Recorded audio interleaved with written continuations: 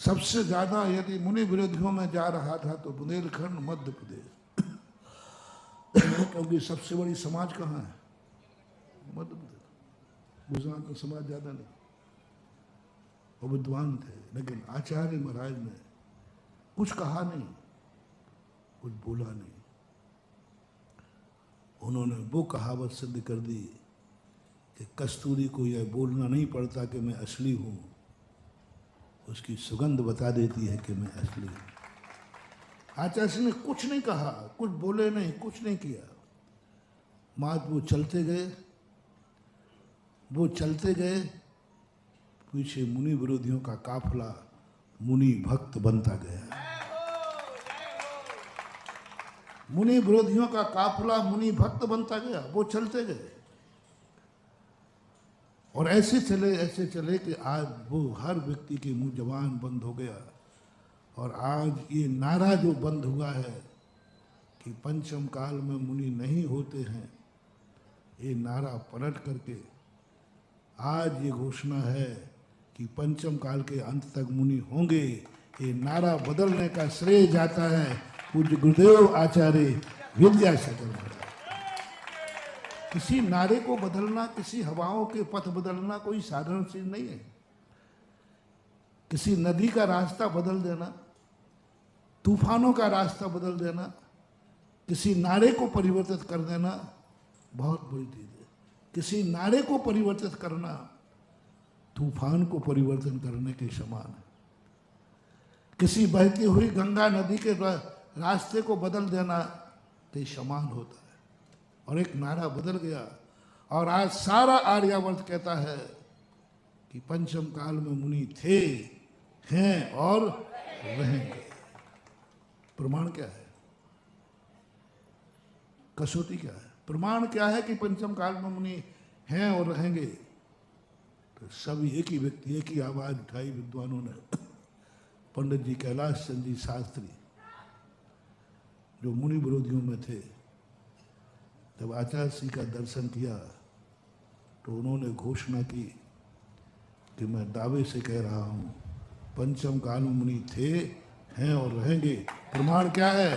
बोले आचार्य विद्यासागर महाराज प्रमाण है।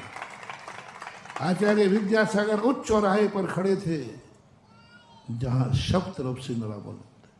उनके पास कोई आलम्बन नहीं था। साधु आलम्बन भूत हो जाता है, वहाँ साधुता कमजोर हो जाती है। और हमारे आचार्य श्री सदा निरालंबी रहे। उन्होंने किसी का आलम्बन नहीं लिया, किसी समाज का, किसी श्रावक का।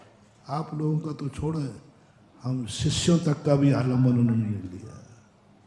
वो अपने आप में एक स्वावलंबी थे, वो अपने आप में एक समर्थ थे, वो अपने आप में खुद इतने समर्थ थे कि उन्हें किसी की आलम्बन की जरूरत नहीं थी। वो स्वयं बोधित थे, वो स्वयं बुद्ध थे। जो स्वयं बुद्ध होता है उसको कोई संबोधन नहीं करता। वो स्वयं अपने आप से, आचार्य श्री हमेशा स्वयं बुद्ध के समान थे। वो स्वयं अपने आप को संबोधित करते थे। स्वयं आपका स्थितिकरण वात्सल्य जितने भी अंग होते हैं, उन सारे अंगों में आचार्य श्री का स्वयं का अंग था। प्रत्येक बुद्ध, बोधित बुद्ध का लक्षण उनमें देखने में नहीं आया।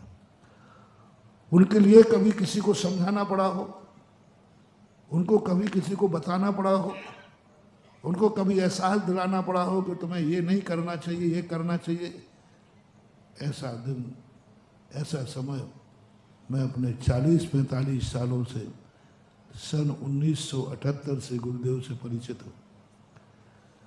कई बार समझाना पड़ता है कि उनको ऐसा करना चाहिए और ऐसा नहीं करना चाहिए, लेकिन आचार्य श्री के इतने सालों में मैंने कभी नहीं देखा कि किसी को उनके लिए किसी ने समझाना पड़ा हो, किसी को बताना पड़ा हो कि तुम्हारी चर्या ऐसी होना चाहिए। क्योंकि किसी बताने के पहले वो जैसे ही बताने जाएगा तैसे वो उसी चर्या को पालन करते हुए पाए जाएंगे। अब क्या करोगे? तुम जाओगे संबोधन करने के, मैं आचार्य श्री को संबोधन करूंगा कि आपको ऐसा करना चाहिए, आगम में लिखा है, वो बोल ही नहीं पाएगा।